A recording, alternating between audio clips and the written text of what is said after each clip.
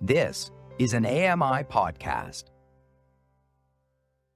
I'm Dave Brown, and this is a podcast version of AMI's Morning Show, Now with Dave Brown. Catch the live broadcasts weekdays from 9 to 11 a.m. Eastern on AMI Audio and AMI TV.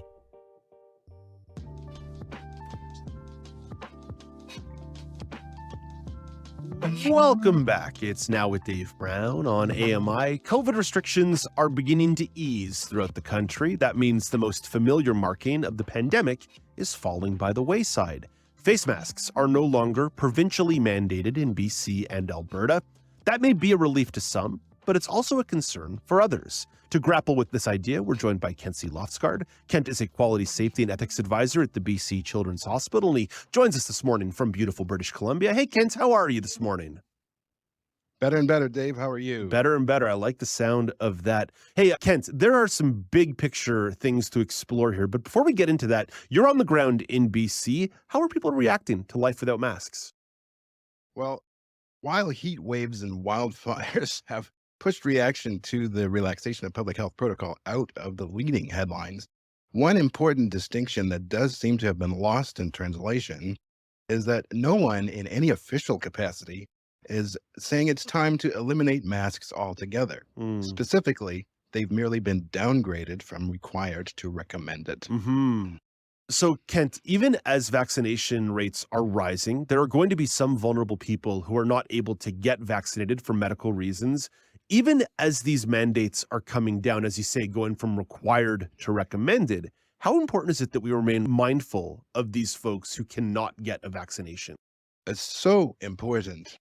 For the portion of the population with chronic conditions and disabilities, it's turned out to be much more of an issue to consider when to get vaccinated and with which vaccine, especially for anyone that may have identified allergy to any of the non-medicinal components of the vaccines, or who want to make sure that the timing of vaccination doesn't compete in their immune systems with any existing treatments, therapies, or procedures. So for anyone left in AMI's listener land and viewer vortex, as you say, Thank that you. hasn't yet been vaccinated, please talk to your doctor about the best time and way for you to do that, especially if you have children under 12 who, as we know, are not yet able to be vaccinated, although those vaccines are on the way. Yeah, there's no doubt about that. Kent, does it feel like a reminder of how some vulnerable people, particularly as you identified people with disabilities and chronic illnesses, have continued to be something of a policy blind spot throughout the pandemic? For sure, for at least two reasons in my own personal experience. As someone who works in parts of the local healthcare system, I kept getting calls from friends who expected me to be among the personnel prioritized for vaccination. But because in pre-COVID times, I only had direct contact with students and staff who then were the ones who had direct contact with patients. So there was no vaccination prioritization for me through that channel. But I'm also a person with cerebral palsy. People with CP and other neurological conditions were eventually prioritized for vaccination. And we were told that we were supposed to receive personalized invitations directly from the public health office, but no one that I know of with CP actually got one. Verification letters were available from our primary care doctors, but if any healthcare policymakers ever wonder how many members of the prioritized populations actually responded to their opportunities to be vaccinated ahead of their age cohort, it's likely we'll never know because it seems that data was not tracked.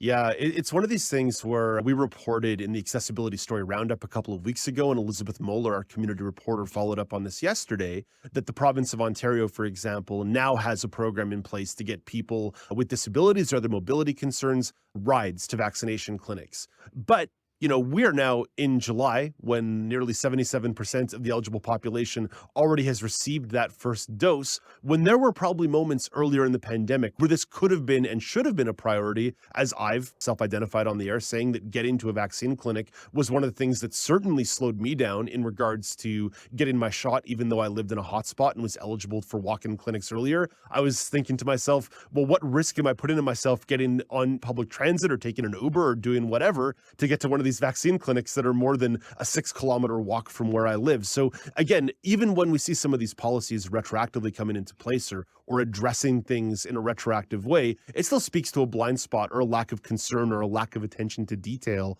on the front end. And Kent, one of the next things we're going to be seeing is that individual businesses in certain spaces are going to be able to create their own masking policies despite the mandatory label being dropped by provinces or municipalities. So as I make you an honorary member of Dave Brown Consulting, what are some spaces that should continue to encourage or even mandate masks? Well, I'd especially like a seat at the implementation table of Dave Brown Consulting because because everyone in the disability and chronic conditions community loves consultation to be followed by meaningful implementation. Mm-hmm. And we know how rarely we see that actually happen.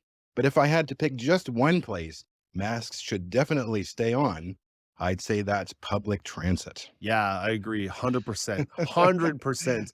Public transit's a big one for sure. And I also think about a lot of what I would call like sort of front-facing medical spaces, right? Whether that be walk-in clinics, whether that be hospitals, even something like I know Saskatchewan is dealing with their own long-term care policies now, allowing for more visitors based on full vaccination rates, even while bearing in mind there's up to 10% of long-term care residents who cannot receive a vaccine for medical reasons. So I still feel like masks would be a really valuable place in a lot of long-term care facilities where even if you've achieved some level of herd immunity, there's still a lot of vulnerable people there.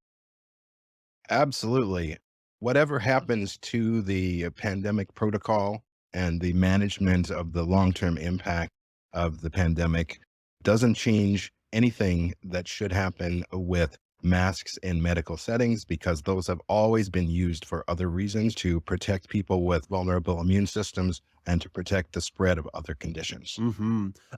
Kent, I know this question's maybe, but I'm going to lead the witness here a little bit with this one, but does it feel perhaps that political leaders are a little too eager to eliminate the mask mandate because they know people are eager to get rid of their masks? I've used the word cavalier a few times in regard to provincial and municipal COVID policy and federal policy as well. I should include everybody at that level, but I'm not sure this necessarily amounts to cavalier, but it does feel a bit like that. Overall, I would say that BC has often set the standard for how best to keep the epidemiologically advisable separate from the politically preferable, based on data and not just dates, as John Horgan says. But in the case of the masking mandate, I would have felt better if we had waited for a higher percentage of our population to be fully immunized by 2 doses of vaccine plus 2 weeks, Yeah. especially because we have so many of the variants going around, not to mention that given the cycle of seasonality that we've seen over the past fall and winter, I'd like to see us be able to make it through another one of those seasonal cycles. And if we can still hang on to the same statistically favorable low numbers, I think that it makes a big, big difference. And that would make me a lot more comfortable. Yeah, I'm inclined to agree on that front as well. And listen, I'll put my cards on the table here. There are certainly times that I'm looking forward to no longer being obliged to wear a mask. Since I got my second shot, I went for a run a couple weeks ago, and yes, my mask was in my pocket. But while I was outside running, I did not wear my mask, whereas previously I had typically worn my mask even while I was out exercising. So I'm definitely not Mr. like must wear mask 105% of the time, but I can definitely see myself keeping one on in a pocket moving forward. I was delighted, as you mentioned, the seasonal side of this, to not get hit with any seasonal colds or flus over the last 18 months. And you could usually basically put it on a calendar when I would get hit with a flu or a cold. January, May, September, every year I would get one of those. But I do think to myself that there are places in the short and medium term, like the grocery store, public transit, which are probably going to be a masked place for me. But what about you? Any places where you'll be keeping one handy? I'll be keeping one handy in all of those places that you just mentioned, particularly until a higher percentage of our population, like I mentioned, is vaccinated by 2 doses, especially because I just think that it's so important for us to remember that what puts the pin in the pandemic is its global scale. And as we've heard lots of other commentators say, it won't really be over anywhere until it's over everywhere. Mm. And especially because international travel was the literal vehicle that spread the pandemic to start with. Those of us who have benefited from the blessings of public health life in the first world have a special responsibility to do whatever we can to get vaccines and train vaccinators into under-resourced countries as well. Yeah, that's really, really well put. And Kent, it's remarkable that you take that international perspective because in my mind, I didn't even think about travel. Travel seems so foreign to me at this point because it's been so long since I've even contemplated getting on an airplane or a train that I didn't even think to myself, yeah, airplane, got to fly around the world. I should have a mask on. I haven't even thought about that. So thank you for bringing that perspective in. My pleasure. It's been a real privilege to be the last of this week's contingent of contributors with cerebral palsy on the show.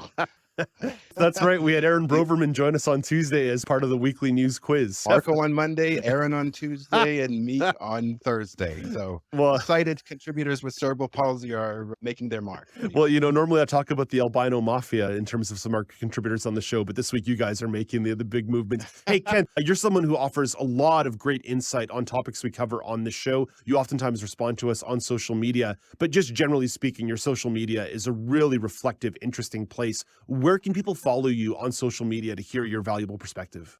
Where they can follow me on social media is at Kentertainer, like entertainer with a K in front of it, on Twitter. Excellent. Hey, Kent, so great to chat with you again. Hopefully we get a chance to do it again real soon. Thank you so much. You've been listening to Now with Dave Brown. Hit the subscribe button on any podcast platform and leave us a rating and a review.